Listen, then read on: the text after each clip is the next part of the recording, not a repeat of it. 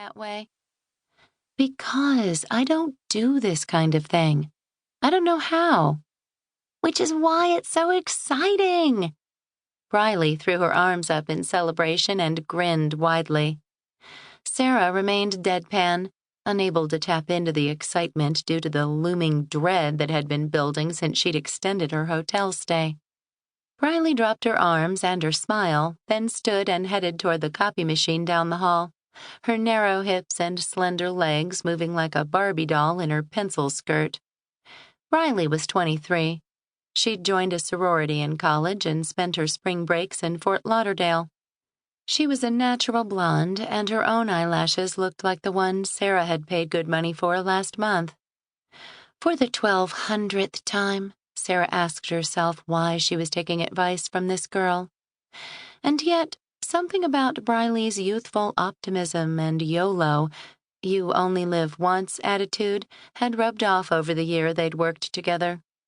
At Briley's encouragement, Sarah had stopped wearing her hair in a French braid every day and had started wearing contacts. She'd discovered that she looked fabulous in purple and bought her first pair of high heels. When she wore them, her legs didn't look like Briley's, and she had only dared wear them around the house so far, but she owned them.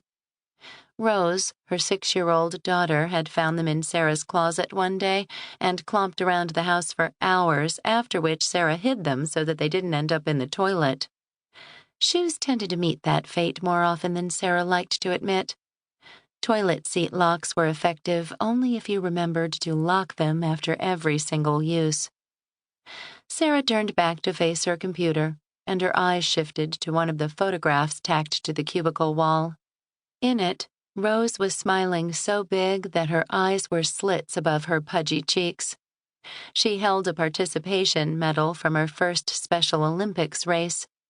It was one photograph of many, all showing the same bright smile, all reminding Sarah of her purpose, her role, and what made her life different from most women's.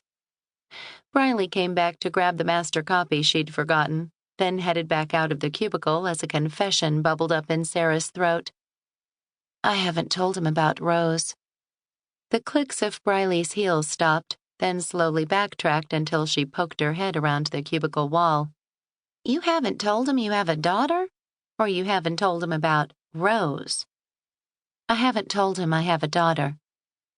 Briley was back in her chair in a flash, the document she needed to copy back on her desk as she rolled across the floor and forced Sarah's chair around so that they were facing each other, with their knees almost touching.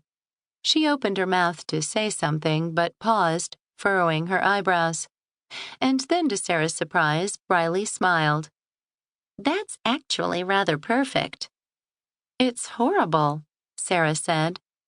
This whole time that I've been emailing and IMing Clint, I've never said a word about my daughter. What kind of person am I? I've gone and created a fantasy world that doesn't include her. I'm a bad mother. Briley was shaking her head before Sarah finished, causing the light to reflect off her shiny hair. She should have gone into modeling, not accounting.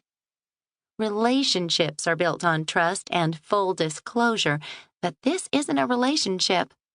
Clint not knowing about your particular circumstances gives you the chance to get to know him, unencumbered. You can then decide if he's someone who deserves to know more about you. But I haven't been honest with him, Sarah said.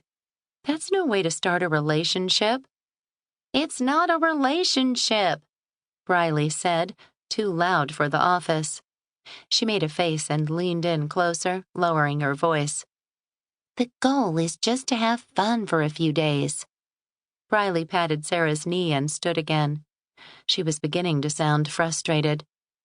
It's been such a long time since you had any fun that you don't know how to do it anymore, so it's getting overcomplicated in your head.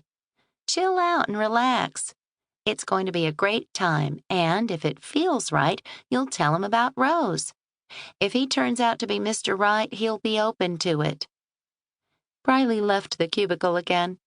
It made sense when she said it, but by the time the words worked their way into Sarah's brain, everything felt jumbled.